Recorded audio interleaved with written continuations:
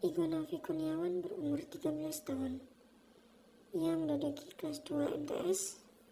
Semasa di pondok, Igo adalah anak yang ambis terhadap hafalan dan maknani kitab. Suatu ketika, penerimaan santri baru tiba. Igo berkenalan dengan santri baru yang ada di kamarnya. Santri tersebut bernama Khairul Anam. Usianya 2 tahun lebih tua dari Igo. Pada saat Igo berangkat ngaji, tak disangka-sangka ia satu kelas yang sama di kelas Al-Jurumiyah. Disinilah awal mula keakraban Igo dengan Anam. Mereka sering bercerita, belajar, sholat malam, hingga berangkat ngaji bersama. Suatu ketika Igo berencana mengajak Anam untuk excellent class. Anam masih ragu dengan ajakan Igo, akan tetapi Igo terus meyakinkannya bahwa dia pasti bisa. Akhirnya Anam setuju dengan ajakan Igo. Hari demi hari Igo dengan Anam terus bersama. Hafalan dan belajar pun mereka saling membenarkan. Mereka menargetkan hafalan nazam minimal 1 hari 10 dan minimal belajar 5 menit sehabis sholat fardu. Akan tetapi Igo dengan Anam saling memotivasi hingga target hafalan dan belajar setiap harinya terus meningkat. Igo dengan Anam sudah belajar dan hafalan dengan giat. Akan tetapi mereka bingung karena semasa di pondok belum ada santri yang excellent class. Mereka kemudian bertanya kepada kepala kamarnya yang bernama Kang Rois dan menjelaskan maksud dan tujuan mereka belajar dan hafalan dengan giat selama beberapa minggu terakhir ini. Kang Rois mengiyakan dan akan membantu mereka dengan bertanya kepada lurah pondok. Senyuman kedua santri ini membuat Kang Rois makin percaya bahwa mereka sangat ingin excellent class. Banyak sekali perkataan-perkataan negatif yang keluar dari satu kelas dan kang-kang santri lainnya.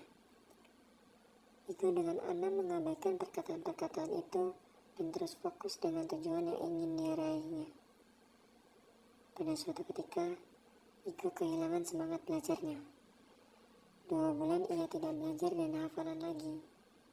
Anam pun bertanya kepada Igo, dan Igo pun menjawab bahwa dia ingin main-main. Capek dengan hafalannya. Igo tidak mendengarkan nasihat Anam dan meninggalkannya. Anam pun merasa bahwa Igo sedang marah dengannya.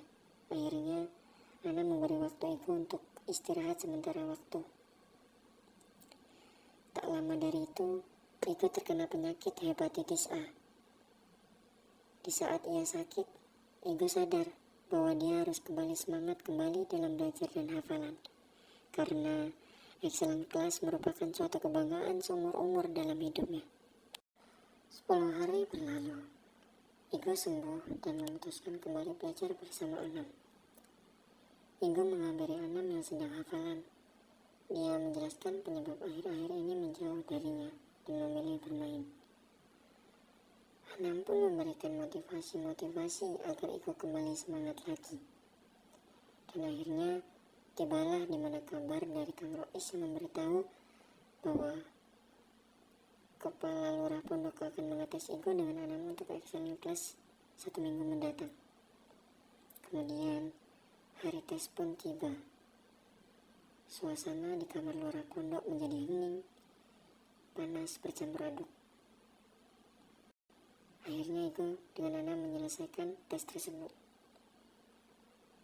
Usaha yang mereka lalui ternyata tidak mengkhianati hasil. Igo dengan Anam dinyatakan lulus tes dan naik ke kelas Al-Imriti. Mereka berdua akhirnya berpelukan dan menangis bahagia atas prestasi yang diraihnya. Tak berhenti di situ. Mereka terus menambah hafalan demi hafalan dan akhirnya mereka mendapat penghargaan dengan hafalan terbanyak di pondok.